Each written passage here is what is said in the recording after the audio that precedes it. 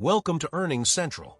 In this video, we'll break down E2open's first quarter fiscal 2026 earnings. We'll cover key financial performance metrics and dig into insights from the earnings call. All right, let's go.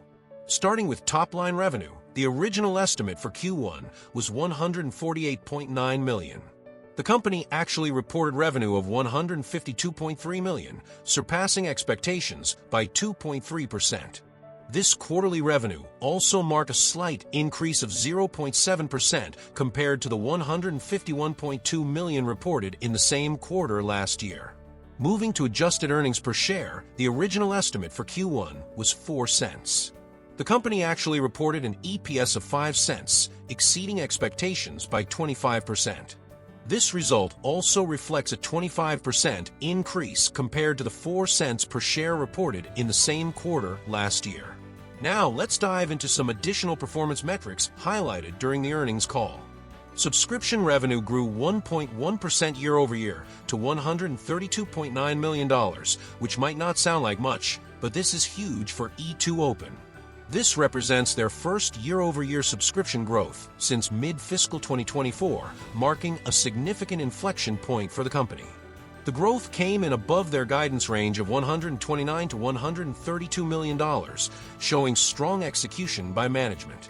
However, not all metrics moved in the right direction. Gross margin declined to 67.1% from 67.8% in the prior year quarter.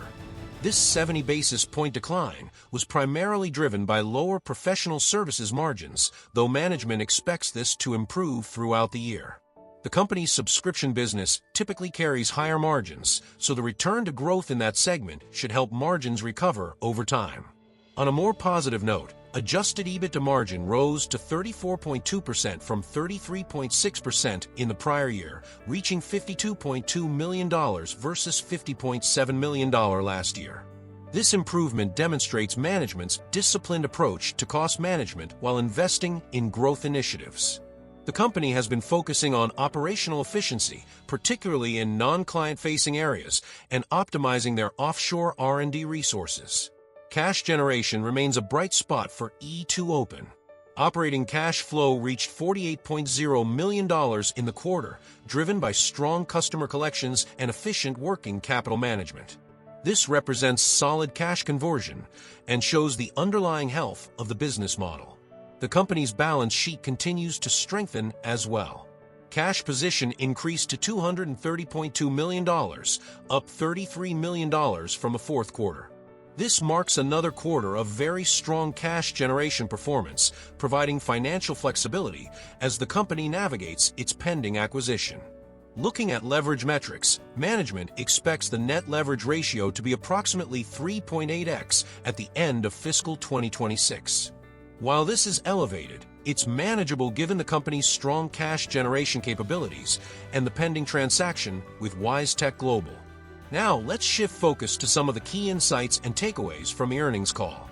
The first subscription growth since mid-FY2024 is the headline story here. This turnaround didn't happen overnight. It's the result of focused execution over the past 18 months under CEO Andrew Appel's leadership. The company has been working systematically to address client retention issues and improve their go-to-market approach. The big story, of course, is the pending WiseTech acquisition that creates significant synergies. Announced in May 2025, this combination brings together two leaders in supply chain software. WiseTech's strength in international freight forwarding and logistics perfectly complements E2open's broader supply chain planning and channel applications. Together, they'll be positioned to serve clients across the entire value chain from sourcing to end customer. A key factor in this turnaround has been how client retention significantly improved through better management and prioritizing long-term partnerships over short-term gains. This focus on customer success has been central to stabilizing the business and returning to growth. When you're in the software business, retention is everything. It's much more cost-effective to keep existing customers happy than to acquire new ones. Innovation hasn't taken a back seat during this transition period. The company has launched new AI-driven products successfully, including supply network discovery tools and generative AI features for their transportation management and global trade solutions. These aren't just buzzword initiatives, they are real products that provide differentiated value to customers in an increasingly competitive market. All of these efforts point to one conclusion: business stabilization efforts are paying off. The company has put in place the operational and cultural foundation needed for sustainable growth. Their software platform remains deeply embedded across Fortune 1000 companies, performing mission-critical supply chain functions that help clients scale and outperform competitors. Finally, regarding the WiseTech deal, the transaction is expected to close by year-end. The regulatory approval process is underway and on schedule. Until then, both companies continue operating independently, but the strategic rationale for this combination is compelling. The combined entity will be uniquely positioned to become what they're calling the operating system for global supply chains. E2open's story is one of successful business transformation. After struggling with client retention and growth challenges, the company has methodically addressed its operational issues while continuing to invest in innovation. The return to subscription growth, combined with strong cash generation and the pending WiseTech acquisition, positions E2open well for its next chapter. That wraps up our recap of E2open's first quarter fiscal 2026 earnings. If you found this recap helpful and want to stay on top of more earnings reports from other companies, don't forget to subscribe.